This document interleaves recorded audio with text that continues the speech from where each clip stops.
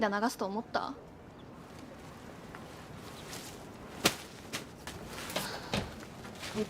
は？何？これゴミにしたらあんた一生後悔するよ。は？ Hai semuanya, kalau kamu sekarang sedang merasa kesepian, hampa, dan tidak berharga, please bertahanlah untuk mendengarkan sebuah kisah yang satu ini. Karena film satu ini cukup membekas di hati Mimin, di mana seorang wanita mantan PSK yang dengan legowo menerima takdir hidupnya. Mungkin bagi kebanyakan orang, dia adalah wanita hina. Tapi jauh di dasar hatinya penuh dengan kelembutan yang menebarkan kebaikan-kebaikan kecil pada sekelilingnya. Kisah ini dimulai dengan keseharian Chihiro yang selalu terlihat ceria. Pagi hari itu, dia sedang bermain dengan kucing halaman sambil mensyukuri kebahagiaan kecil di hidupnya. Ternyata energi baik yang dia pancarkan menarik perhatian seorang remaja yang bernama Kuniko. Diam-diam Kuniko pun merekam momen itu. Selanjutnya dia berjalan menuju ke tempat kerjanya di sebuah kedai bento. Chihiro tidak merasa perlu menyembunyikan masa lalunya, termasuk kenyataan bahwa dia adalah mantan PSK. Di tempat kerjanya, dia dikenal sebagai seseorang yang bisa melayani pelanggan dengan sangat baik. Bahkan banyak pelanggan yang mengaguminya. Saat pulang kerja, Chihiro berjalan dengan langkah riang sambil membawa bento di tangannya. Di jalan, dia melihat anak-anak yang mengganggu gelandangan tua yang membawa banyak barang. Dengan sigap Chihiro menghampiri anak-anak itu dan menyuruh mereka pergi. Lalu dia menawarkan bento yang dia bawa kepada si pria tua itu. Setelah berbincang dan menemani pria itu makan, Chihiro yang merasa iba melihatnya begitu lusuh mengundang untuk mandi di rumahnya.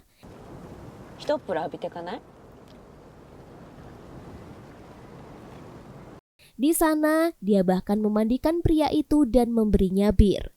Merasa sudah cukup disambut dengan perlakuan baik, pria itu segera bersiap untuk pergi dan berpamitan.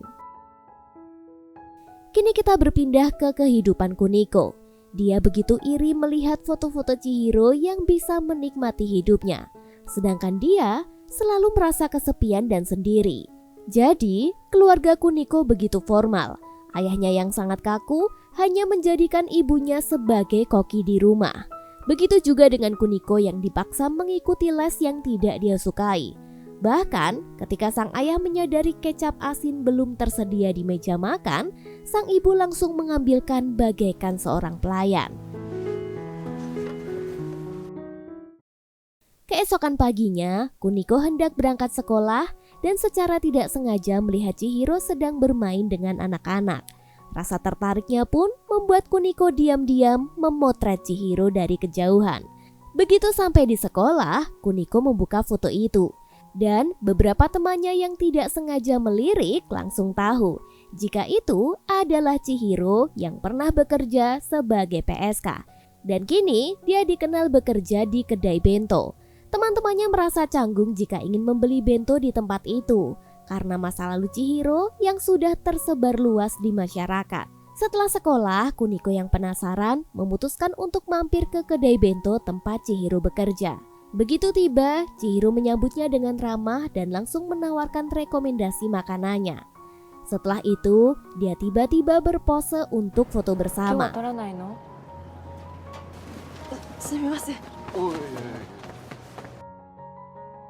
Setelah selesai bekerja, Chihiro membawa 2 bento di tangannya dan berkeliling mencari pria tua yang biasa dia temui.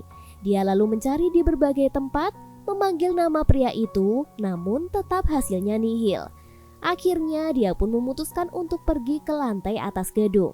Dengan kecewa, Chihiro pun memutuskan untuk menikmati makanannya seorang diri. Saat dia sedang memuji masakan yang dia buat, tiba-tiba dia mendengar suara langkah kaki yang mendekat. Seolah-olah ada seseorang yang hendak masuk ke ruangan itu. Tanpa berpikir panjang, Chihiro pun bergegas menuju rak buku di sampingnya, mengambil sebuah komik dan membuka halaman pertama dengan suara cukup keras. Dan seperti yang dia harapkan, seorang gadis SMA muncul dan bertanya apakah Chihiro juga menyukai komik. Karena tempat itu adalah ruangan tersembunyinya untuk membaca komik. Gadis itu diketahui bernama Bechan dan mereka akhirnya berkenalan. Sikap Chihiro yang hangat sangat mudah akrab dengan siapapun. Malam harinya teman Chihiro datang mengunjungi kosnya. Temannya itu memberitahu bahwa ada seorang pria yang datang mencari Chihiro beberapa waktu yang lalu. Dia bahkan membawa foto dirinya. Mendengar hal itu, Chihiro hanya menganggapnya biasa saja. Setelah semua yang pernah dia jalani sebagai mantan PSK, dia sudah terbiasa jika masih dicari-cari pelanggannya. Jadi, dulu dia memang pergi tanpa pamit dan meninggalkan pelanggan-pelanggan yang menaruh hati padanya. Pagi harinya, Chihiro duduk di taman sambil membaca buku. Tiba-tiba, seorang bocil bernama Makoto menghampirinya dan mulai mengajaknya berbicara. Namun, anak itu tampaknya hanya ingin menggoda. Dia meletakkan ular mainan di dekat Chihiro yang membuatnya kaget.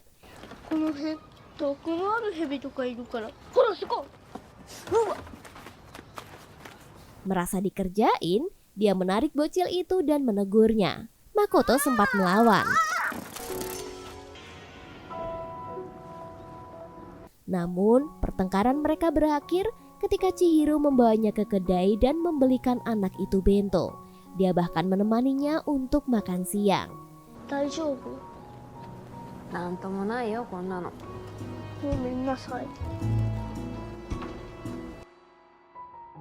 Pagi hari, Chihiro berjalan menuju tepi laut. Dari kejauhan, Kuniko melihatnya dan memutuskan untuk mendekat. Mereka mulai mengobrol. Dan Kuniko bertanya, mengapa Chihiro tidak penasaran dengan nama orang yang dia temui. Bagi Chihiro, yang penting adalah bisa melihat dan merasa akrab hanya dengan tatapan mata. Tak lama setelah itu, HP Kuniko berbunyi, namun dia memilih tidak mengangkatnya. Chihiro yang melihat itu bertanya, apakah itu orang tuanya? Kuniko pun mengangguk, dan seketika suasana pun menjadi hening di antara keduanya. Chihiro tidak kepo sama sekali. Dia justru mengajaknya bercanda dan menyipratkan air laut ke kaki Kuniko, dan mereka pun tertawa bersama.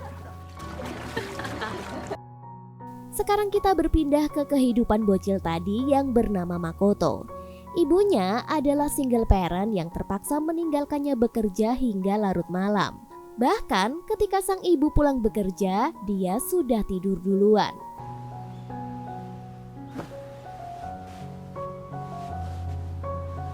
Hari pun berganti. Chihiro pergi ke rumah sakit untuk menemani seorang ibu-ibu yang kehilangan penglihatannya. Mereka ngobrol ringan sambil Chihiro membantu melipatkan kertas. Sesekali dia membahas kedai bento tempatnya dulu bekerja. Setelah dari rumah sakit, dia penasaran di mana gelandangan tua yang sering dia beri bento. Setelah berkeliling, dia pun terkejut karena si kakek tua itu ternyata sudah meninggal di gang sempit. Menyadari bahwa gelandangan ini tidak punya keluarga, Chihiro segera menggali liang kubur dan memakamkan kakek tua itu seorang diri. Suatu malam, Chihiro pergi ke festival bersama temannya. Mereka menangkap ikan kecil dengan jaring yang rapuh. Chihiro terus gagal menangkap ikan karena jaringnya selalu robek. Sementara temannya berhasil menangkap beberapa ikan. Tiba-tiba, seorang pria datang dan memuji kemampuan temannya. Saat mendengar suara pria itu, Chihiro menoleh dan terkejut karena dia adalah mantan bosnya. Mereka pun berbagi cerita karena sudah lama tidak bertemu. Pada suatu hari saat jam istirahat, Chihiro bergabung dengan Kuniko dan Makoto yang sering bersamanya. Mereka mulai makan bersama sambil berbincang. Chihiro merasa penasaran karena Kuniko hanya makan onigiri dan bertanya mengapa dia tidak makan masakan lain. Kuniko lalu menjelaskan bahwa ibunya adalah chef handal dan bahkan memiliki sertifikat chef internasional. Namun Kuniko merasa masakan ibunya biasa saja dan tidak ada yang istimewa. Justru yang istimewa adalah makanan apapun yang disantap dengan Chihiro. Keesokan harinya, saat istirahat Chihiro mendapatkan kabar buruk dari adiknya bahwa ibu kandungnya baru saja meninggal. Adiknya mengungkapkan bahwa dia sudah mencari Chihiro selama beberapa waktu dan berharap bisa memberitahunya langsung. 葬式には来る。やめとく。 Malam harinya di rumah Kuniko, keluarganya kembali mendiskusikan rencana akhir pekan untuk berwisata. Ibunya sangat bersemangat. Namun di sini Kuniko tampak tidak senang dan berkata bahwa dia punya agenda lain. Ayah dan ibunya pun berusaha membujuk untuk membatalkan janji itu demi bisa liburan keluarga. Tapi bagi Kuniko, buat apa liburan? Padahal hubungan mereka tidak hangat sama sekali. Keesokan harinya, di tempat kerja, Chihiro dilabrak ibunya Makoto karena mendapatkan laporan jika anaknya bergaul dengan Chihiro yang mantan PSK. Ibu Makoto tampak marah karena Chihiro telah memberi makan kepada anaknya. Dia tersinggung dan overthinking karena merasa gagal dalam mengurus anak. Mendengar hal itu, Chihiro hanya bisa meminta maaf. Namun satu sisi, dia juga sudah terbiasa dianggap remeh meskipun dia hanya ingin sekedar berbuat baik. Malam harinya di rumah Makoto, anak sekecil itu sudah terbiasa menyiapkan makanannya sendiri, mengisi air di kulkas, dan makan Indomie sambil nonton TV. Dalam acara yang dia tonton, ada seorang anak yang memberikan bunga kepada ibunya setelah cukup lama menabung. Makoto yang merasa sayang kepada ibunya lalu terinspirasi untuk membelikan bunga juga sebagai bentuk rasa sayang. Hari berganti, Kuniko diberi peta oleh Chihiro yang mengarahkannya ke sebuah atap gedung kosong. Di sana, dia diperkenalkan dengan Bechan yang hobi menyendiri sambil membaca komik. Dan yang mengejutkan, ternyata mereka masih satu sekolah. Hanya saja keduanya sangat pendiam dan tertutup, yang membuatnya jarang memiliki teman dekat. Bechan mengaku sering bolos sekolah. Itulah sebabnya mereka tidak pernah bertemu sebelumnya. Sementara itu, Chihiro sedang berada di rumah sakit menemani ibu-ibu yang hilang penglihatannya. Seperti biasa, dia membawa sebuah hadiah yang memerlukan pola tertentu untuk membukanya. Setelah berhasil dibuka, ibu itu menemukan bahwa isinya adalah biji kenari. Dia pun jadi teringat tentang anaknya. 私にくれるの？ね、20歳になった時記念にね、この旅行に行ったの。ありがとう、はやちゃん。 Pada malam harinya, Chihiro berjalan di sepanjang pantai dan menemukan seekor burung yang sudah mati. Dengan hati-hati dia mengubur burung itu dan memberikan sedikit penghormatan kepada makhluk yang telah pergi. Setelah itu, Chihiro melanjutkan perjalanannya menuju restoran. Ketika hendak masuk, dia mendengar keributan dari dalam dan memutuskan untuk mampir sebentar. Dua orang di dalam resto itu tampaknya akan berkelahi. Namun, Chihiro dengan tenang masuk dan berhasil mencegah mereka berdua bertengkar. Setelah situasi mereda, Chihiro memesan makanan dan memperhatikan pria yang hampir saja terlibat perkelahian. Ketika pria itu selesai makan, Chihiro mendekatinya dan bertanya tentang penyebab kemarahannya. Ternyata pria itu mengungkapkan bahwa dia memiliki gangguan emosional yang membuatnya cepat tersulut amarah. Chihiro mendengarkan dengan sabar dan mencoba mengerti perasaannya. Karena obrolan mereka dirasa nyambung, Chihiro pun menciumnya dan malam itu mereka tidur bersama. Sepulang dari berjumpa si pria tadi, dia pulang ke rumah dan ternyata temannya sudah menunggu di rumah sambil membuat takoyaki. Temannya itu tiba-tiba bertanya, apakah Chihiro ini pernah jatuh cinta? Chihiro menjawab dengan santai bahwa dia sepertinya tidak tertarik pada cinta. じゃあセックスは全然必要ないわけ？ Chihiro menjawab jika baginya cinta dan seks adalah dua hal yang berbeda. Dia tidak perlu harus memiliki cinta jika ingin melegakan kebutuhan biologisnya. Di sekolah, Kuniko semakin dekat dengan Bechin. Saat jam istirahat, mereka sering bertemu di atap dan makan bersama. Bechin bercerita tentang rasa takutnya akan kesepian, karena selama ini dia merasa tidak memiliki teman. Namun kini dia merasa berbeda sejak kehadiran Kuniko. Dia merasa bahwa mereka mungkin bisa menjadi teman sejati. Kuniko yang mendengar itu merasa sangat senang dan spontan memeluk Bechin dengan erat. Dua remaja yang awalnya kesepian ini dibantu Chihiro untuk mendapatkan teman yang cocok. Pagi itu di kedai bento tempat Chihiro bekerja, dia didatangi lagi ibu Makoto yang sekarang marah-marah karena anaknya memberikan bunga. Menurut sang ibu, itu pasti ide dari Chihiro. Melihat sikap ibu ini, Chihiro menyadari bahwa ibu Makoto hanya overthinking dan dia tampak terlalu terbebani dengan kekhawatirannya sendiri. は何？これゴミにしたらあんた一生後悔するよ。 Chihiro tetap tenang menanggapinya dan menjelaskan bahwa bunga itu memang inisiatif pemberian dari Makoto. なんで母親なんだかそれ分かってやれない。他人も家族もないんだよ。うちのおにぎり食べながら焼きそばもめちゃくちゃうまいんだって。 Di hari libur, Chihiro yang merasa sangat kesepian hanya ingin rebahan di kamarnya. Tiba-tiba dia mendengar suara yang memanggil namanya. Dia pun langsung bangkit dan melihat keluar kamar. Ternyata itu adalah Kuniko dan Makoto yang datang dengan membawa makanan. Mereka berniat memberikannya langsung kepada Chihiro. Namun Chihiro yang sedang ingin menyendiri menyuruh mereka menaruh di bawah saja. Meskipun Kuniko dan Makoto ingin memberikannya langsung, Chihiro tetap menolak bertemu dan menutup jendelanya dengan cepat. Keesokan harinya, Chihiro mengunjungi mantan bosnya. Dia minta diantar ke pemakaman sang ibu. Di sini, Chihiro berziarah dengan membawa biji kenari, sementara mantan bosnya menunggu di dalam mobil. Setelah selesai berziarah, Chihiro menghampirinya dan mereka pun pulang bersama. Setibanya di tempat tujuan, Chihiro tertidur di dalam mobil. Mantan bosnya yang melihatnya tertidur lelap memilih untuk tidak membangunkan dan malah menyelimutinya dengan lembut. Setelah beberapa waktu, ketika mantan bosnya keluar dari mobil, Chihiro terbangun dan segera mendekatinya. Tanpa basa-basi, Chihiro pun mulai mengerti dan mengungkapkan sesuatu yang sudah lama terpendam dalam pikirannya.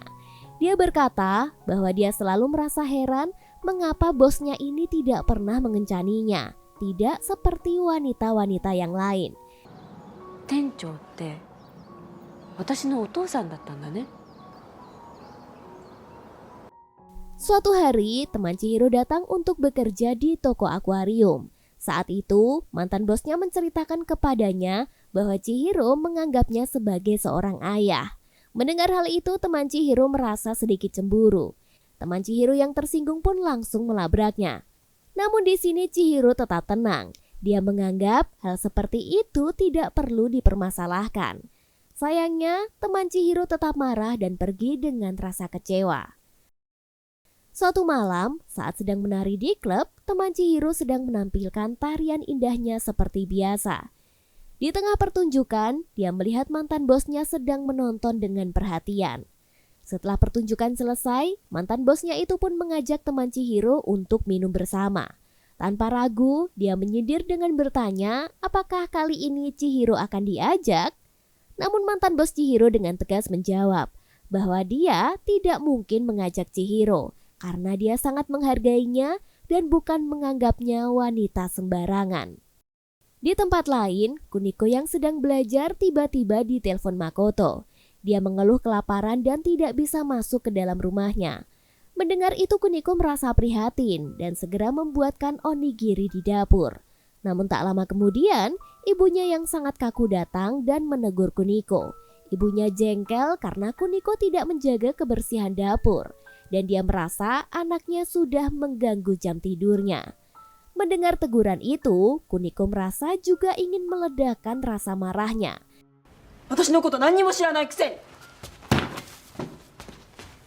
Dia merasa ibunya juga tidak pernah mengerti dirinya.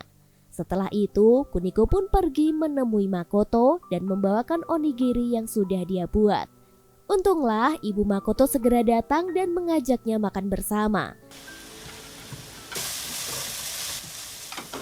Namun saat tengah menikmati makanan, Kuniko yang perasaannya sedang kacau tak bisa membendung tangisnya. Betapa banyaknya kekecewaan yang selama ini dia pendam sendirian. Sementara itu, Chihiro menjenguk lagi pasien wanita di rumah sakit. Mereka berbincang banyak hal termasuk tentang Chihiro. Wanita yang tidak bisa melihat itu pun akhirnya menyadari bahwa yang selalu datang menemaninya adalah Chihiro. Tidak peduli meski dia mantan PSK yang reputasinya buruk, tapi ketulusannya selama ini begitu dia rasakan sampai ke hati. Bahkan dia bersyukur bisa mengenal sosok Chihiro. Chihiro lalu cerita jika beberapa waktu yang lalu ibu kandungnya telah meninggal. Namun dia merasa aneh dan tidak ada rasa kehilangan, kepedihan ataupun penyesalan. Mungkin saja karena dia tidak punya kedekatan emosional dengan sang ibu. Tapi itu berbeda dengan ibu-ibu ini yang dulu pernah mengajarinya membuat bento. Hingga pada satu titik Chihiro pun merasa meski tidak ada hubungan sedarah, tapi ia sudah menganggap sebagai ibunya sendiri. Beberapa waktu kemudian, Chihiro mengundang orang-orang terdekatnya untuk makan bersama. Ketika malam semakin larut dan suasana semakin hangat, perempuan yang dulu dirawat oleh Chihiro di rumah sakit pun menelpon. Dia sadar bahwa Chihiro sedang dilanda depresi dan merasa seperti akan mempersiapkan diri meninggalkan semuanya. ねえどうして私が帰ったって気づいたの？で寂しい気配がスッてしなくなったんだもん。 Ibu itu pun meminta Chihiro untuk tidak pergi. Dia meminta agar tetap tinggal dan menghadapi masa depannya tanpa harus mencari-cari tempat lain. Dia ingin Chihiro tetap bertahan dan menghadapi kesendiriannya dengan lebih berani. Karena baginya, Chihiro ini begitu disayangi oleh semua orang. Kehadirannya, perhatian kecilnya pada sesama dan lingkungan begitu membekas. 千尋さんがいなくなって寂しいのね。 寂しいんだな。またいい人見つかるといいわね。 Waktu terus berjalan, Chihiro ternyata tidak menyerah dalam hidup. Kini Chihiro merantau dan bekerja di peternakan sapi. Chihiro begitu menikmati merawat sapi-sapi gemoy itu dan memberikan makan serta membiarkan mereka keluar. Pemilik peternakan yang melihat itu merasa gadis cantik ini sangatlah istimewa. Dia pun bertanya mengenai pekerjaan sebelumnya. Chihiro menjawab dengan sederhana bahwa dia hanyalah bekerja sebagai pelayan kedai bento. Inilah akhir dari kisah ini, sebuah kisah sederhana yang endingnya mungkin biasa-biasa aja. Tapi ada begitu banyak pesan tersirat dalam setiap scene yang jika kita sadari bahwa ada banyak orang seperti Chihiro di sekeliling kita yang dianggap sebelah mata oleh masyarakat. Namun orang-orang seperti inilah justru memiliki hati yang tulus. Kebaikannya mungkin sederhana dan tidak terlihat oleh mata manusia. Tapi justru merekalah yang tanpa pamrih membantu orang lain. So, tak peduli apapun masa lalumu, tetaplah berbuat baik.